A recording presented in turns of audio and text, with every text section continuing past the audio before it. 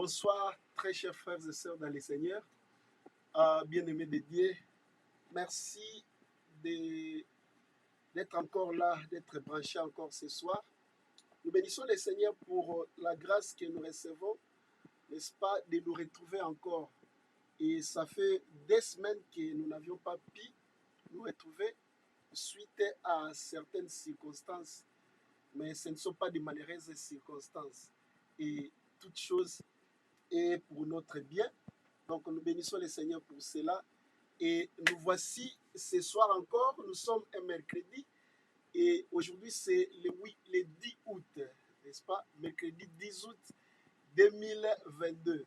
Et nous sommes très très joyeux de nous retrouver encore dans cette tranche que vous aimez beaucoup. Prions. Père, merci pour ta grâce, pour ton amour, pour tes bontés, tes bienfaits que tu nous accordes ce soir. Nous bénissons ces instants et nous te prions de verser une onction particulière afin que tout ce qui sera dit, enseigné par ta grâce puisse bénir les frères et sœurs qui vont écouter, ceux qui suivent maintenant en ligne et ceux qui les suivront plus tard pour ta gloire. Nous avons ainsi prié au nom de Jésus-Christ. Amen. Voilà, nous voulons, comme d'habitude, n'est-ce pas, procéder à partager les lives, partage au maximum comme nous le faisons toujours et faisons cela pour la gloire de Dieu. J'espère que tu vas le faire, que Dieu soit béni. Merci à vous tous qui êtes déjà en train de le faire. Laisse que le Seigneur se souvienne de vous au nom de Jésus-Christ. Donc nous sommes le mercredi, nous disions, c'est le 10 août 2022 et notre thème, comme vous le savez, nous sommes toujours dans le même thème, la marche dans la chrétienté. Que le Seigneur soit loué.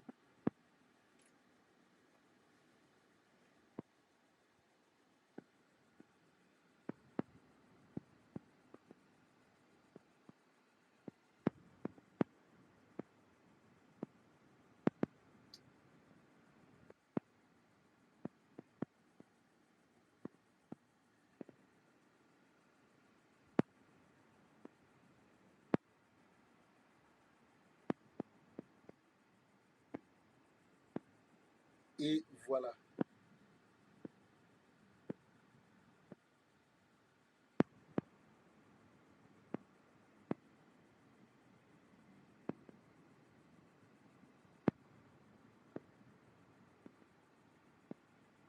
Que Dieu soit loué. Merci beaucoup à vous qui partagez et qui le faites avec joie. Que la grâce du Seigneur vous soit accordée.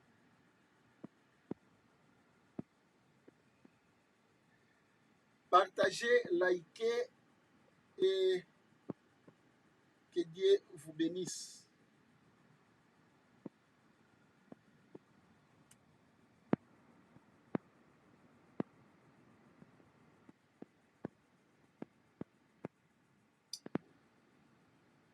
Voilà, nous voulons entrer dans le vif de notre sujet. Nous avions dit que depuis un certain temps, nous étions en train de partager sur les richesses ou les potentiels ou les bénédictions que nous possédons déjà étant que chrétiens. N'est-ce pas? Nous avions dit que le Seigneur nous a bénis, il nous a garnis de bien nombre de choses. Mais que dans l'ignorance ou bien par manque de foi ou encore par manque d'audace, par manque de curiosité, si je peux aussi dire ça, nous sommes en train de nous plaindre, en tant que chrétiens, sur des choses que nous ne possédons pas, des choses que nous n'avons pas et qui apportent les frustrations, qui apportent le découragement et qui attaquent notre foi, qui nous empêchent d'avancer en tant que chrétiens. Alors que ce que nous sommes en train de chercher est en effet rien en termes de valeur, en termes d'importance par rapport à tout ce que nous possédons déjà. Et nous avions dit qu'une richesse méconnue ne profite à personne, ne profitera jamais à son possesseur. Et Dieu a toujours voulu que ses enfants puissent célébrer, n'est-ce pas, ses faits, célébrer ses exploits, célébrer ses actes. Comment vas-tu célébrer Dieu dans tout ce qu'il a accompli dans ta vie si tu n'arrives pas à évaluer ou à apprécier la valeur des dons ou des bénédictions qu'il a déjà placées entre tes mains? Voilà pourquoi parfois les louanges sont rares sur nos lèvres, parfois les cantiques d'adoration ou de célébration sont rares ou absentes dans nos vies, parce que tout autour de nous, nous ne semblons pas contempler ou voir ou apprécier les choses que Dieu donne et envoie à chaque moment de notre vie. Ou bien alors, par les faits d'habitude, nous n'arrivons pas à apprécier réellement la valeur des choses que nous avions déjà acquis de la part du Seigneur. Je vais donner un simple exemple de l'oxygène, de l'air que nous avons. Ça fait parfois quelque chose que tu es habitué à cela. Tu n'arrives pas à apprécier la vraie valeur de l'oxygène. Parce que tu n'as jamais été à court d'oxygène. Parce que tu n'as jamais été en manque d'oxygène. Les jours que tu seras en manque d'oxygène, peut-être ces jours-là, tu reconnaîtras la valeur de l'oxygène. Et chaque fois que tu te sens, que tu es capable de respirer seul, respirer sans un respirateur, sans un support quelconque, et que tes poumons fonctionnent optimalement, tu vas glorifier le Seigneur. Ceux qui ont souffert de cette maudite maladie qu'on a appelée coronavirus connaissent un peu ce que je suis en train de dire. Lorsque le poumon est endommagé et que, au lieu de respirer naturellement, normalement, tu devrais maintenant être assisté par des ventilateurs ou des supports d'oxygène. C'est alors que tu pourras apprécier la valeur de ce don précieux qui est disponible, qu'est l'oxygène, que tu respires en tout moment. Amen.